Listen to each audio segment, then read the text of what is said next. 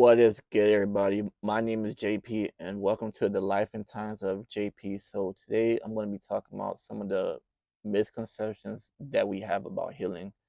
And a lot of times in like the body of Christ and even the world, like people would say, "Oh, God is the one that made me sick. God brought sickness and death to me or like my loved ones, to either like to heal us or because it is God's will. And none of that is scripturally true. And so today I'm gonna be talking about, there's like the misconception of healing. So like one of the misconceptions people have of healing is, so where does sickness come from? So first and foremost, for like my Bible scholars and people who don't know, so like um basically, so like when like the fall of man came, so like basically when Adam and Eve sinned and ate of the forbidden fruit, so like that is what allows Satan to have like the ownership of over the world, basically, right? And so like when that happened, so then like Satan came on the world, and like that's how sin, sickness, and like death came upon the world. But like God never wanted it to be that way at all. Okay, so like when that happened, and then we read in First Corinthians 4:4, and that tells us that that Satan is a god of the world. So like the word that we have now, so like in the earth, so like Satan became the god of the world because of the fallen man. And then we see how like Jesus came into the world so that he can gain back the like keys and like the ownership of the world back to us, you know. And then in Psalms 107 verse 20, it says he sent his word. So he sent his word. So like that means basically God sent his word, and the word is Jesus, and healed them and delivered them from their destruction. So God sent Jesus, the word, and Jesus healed us and delivered us from all of our destructions in the world. And that is one of the reasons why Jesus came on this earth. And then we can read about it, how like Jesus came to like undo like the works of the of Satan on earth. So like we read in Acts 10:38, it says how God anointed Jesus of Nazareth with the Holy Spirit and power, and he went about doing good, and all those oppressed by the devil, for God was with him.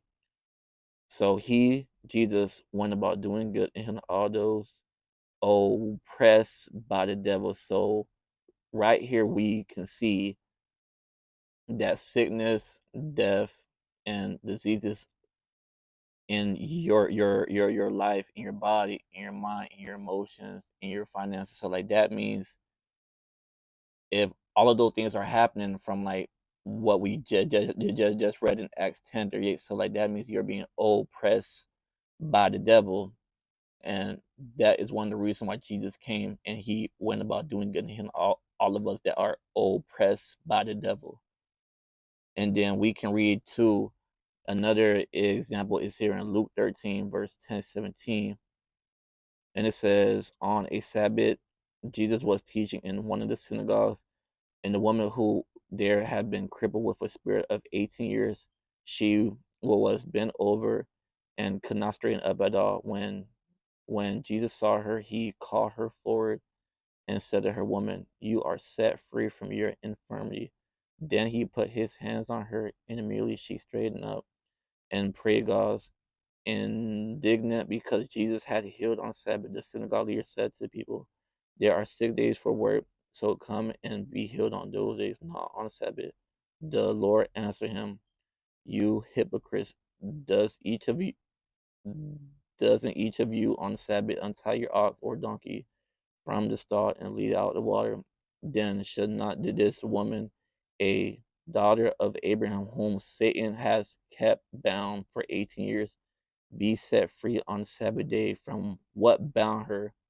So here in verse 16, it says that then should not this woman, a daughter of Abraham, whom Satan has kept bound for 18 years.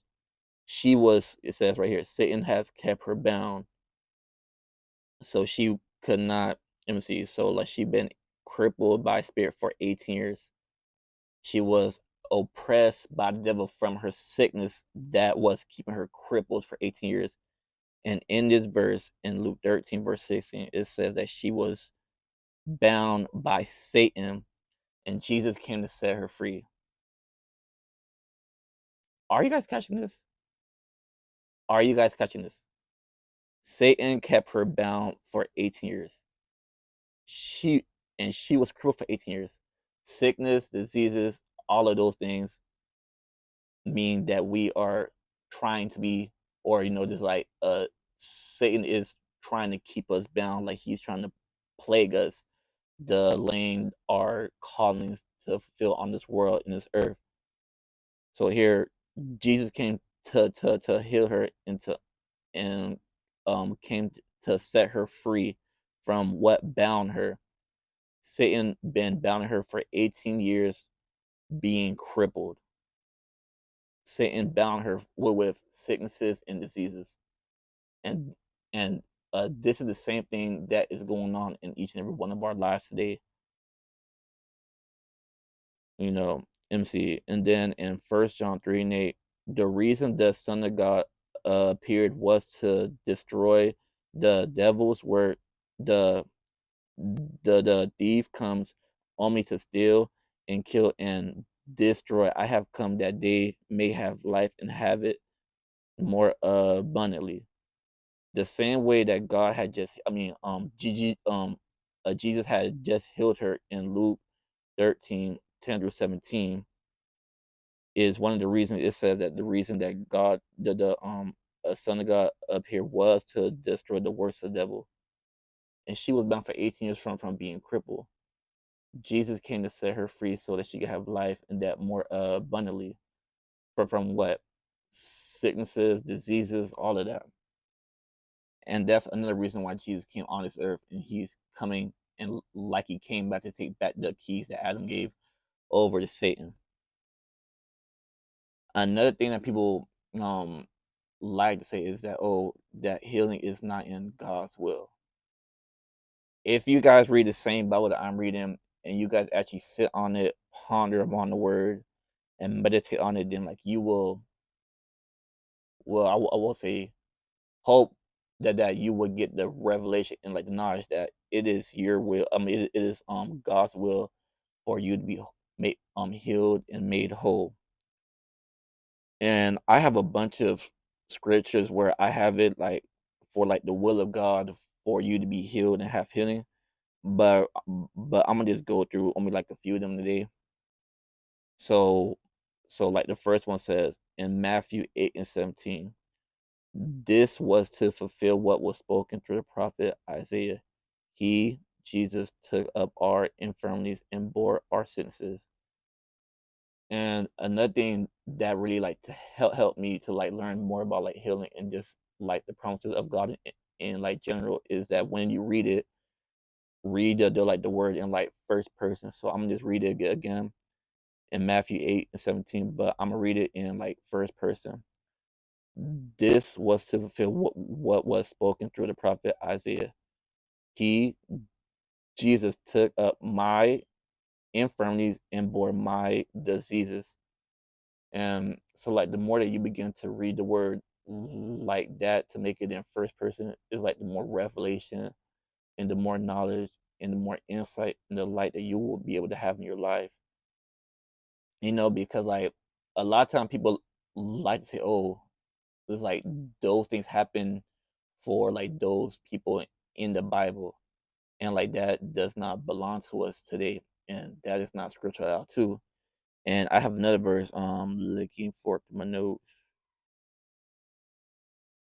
Okay, it's in Hebrews 13:8, and it says Jesus Christ is the same yesterday, today, and forever. So like if Jesus is the same yesterday, today, and forever, that means everything that he was doing on the earth and the reasons why he came on the earth is for us today. And it was not only for those people in like the old days, or like those prophets, or like those 12 disciples. No, Jesus is the same yesterday, today, and forever. So like if Jesus healed someone 2,000 years ago, that means that he is healing us today, and he's also going to heal people 100,000 years from now too as well.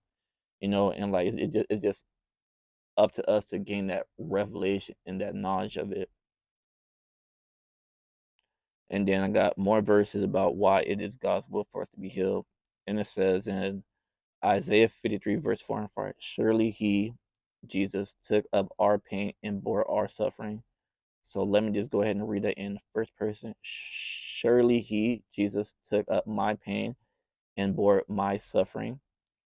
First Peter 2:24, who his own self bare my sins in his own body on the tree, that we being dead to sin should live unto righteousness, by whose stripes we were healed. I mean, you were healed. I was healed. I was healed by his stripes, Jesus' stripes. And then another verse is in Exodus 24:25-26. And you shall serve the Lord your God, and he shall bless thy bread and thy water, and I, God, will take sickness away from the midst of the midst of us. And with these four verses or five, if you just meditate on like those verses and like just read them in like first person, then like you will gain like the insight and like the revelation that like healing is for us today, and we don't have to just worry about it, and like we already know that it is God's will to heal us, and God comes to fulfill his will, and then it says that the word will not return unto him void. So another thing that people,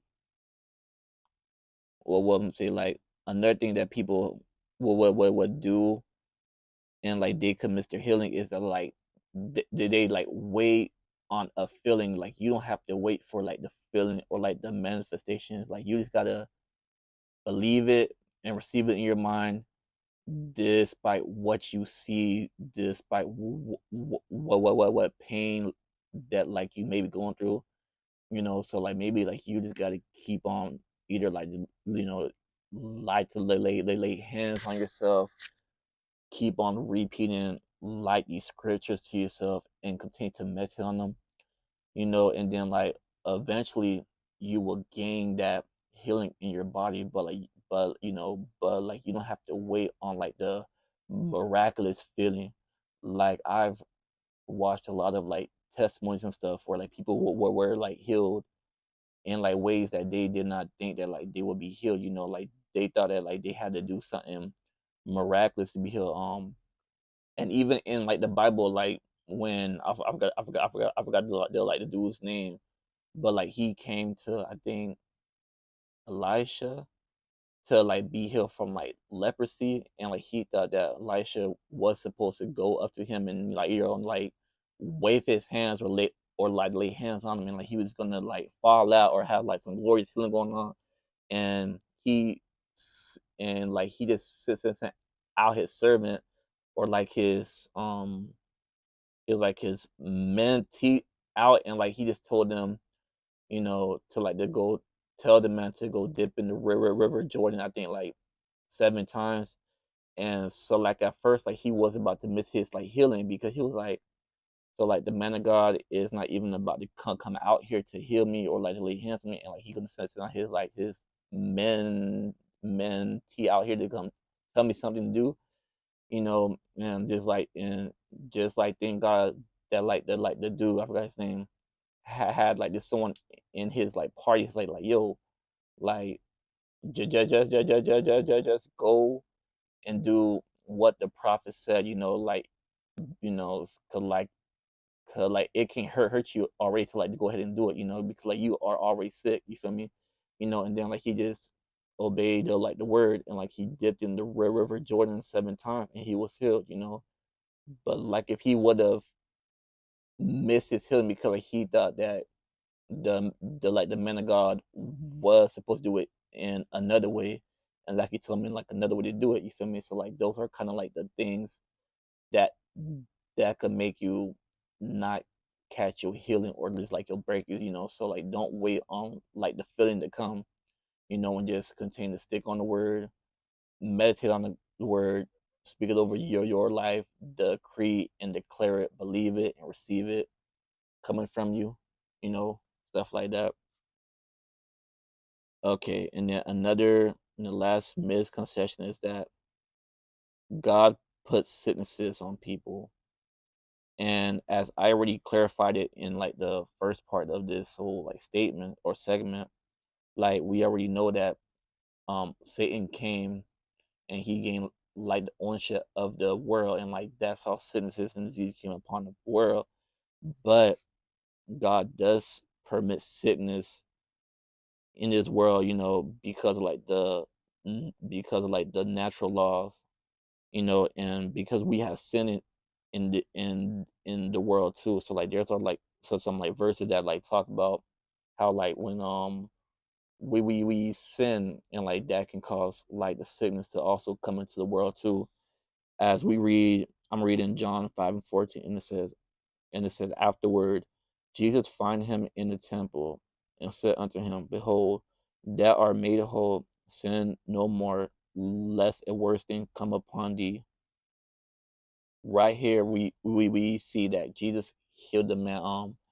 So like for like did this story, it was when he told the man to pick up his mat and walk, right, and he did that, and then like Jesus found him again and like told him, sin no more, lest a worse thing come upon thee. So like here, like we see that sin causes sickness to it as well, and like sin came because Satan became the owner of the world, right? And then also too in John 92. So like for like this story is about like when Jesus healed the blind man, and then says his disciples asked him, Rabbi, who sinned, this man or his parents, that he was born blind? Right here we see sin is still another reason why people can be cause like sicknesses, disease, and like ailments. And so like in this case, so like the man was born blind, and then so like his disciple asked him who sinned, the man that was blind or his parents. So like here, like we can see that even like the sins of our parents or even like our forefathers, it was like our grandparents, grandmothers, those sins that they commit, I don't know how great they were, that like they were in like the generation now where like it's now causing disease and stuff, you feel me? But like here, like we see that even like the generational sins can cause diseases and ailments down the family line. So that's all I have for today, and I hope that my teaching and my revelation that I have from you guys today will be able to like to help you guys out. And then I want to say I am not no Bible scholar. I'm just a guy who's just learning the Bible and wanting to learn the word for myself, and I think I have like really good spiritual leaders who teach me the word and like just teach me the way to study, and like to grow in it. So that's all for today. Stay tuned for the rest of my teachings. I'm out. Peace.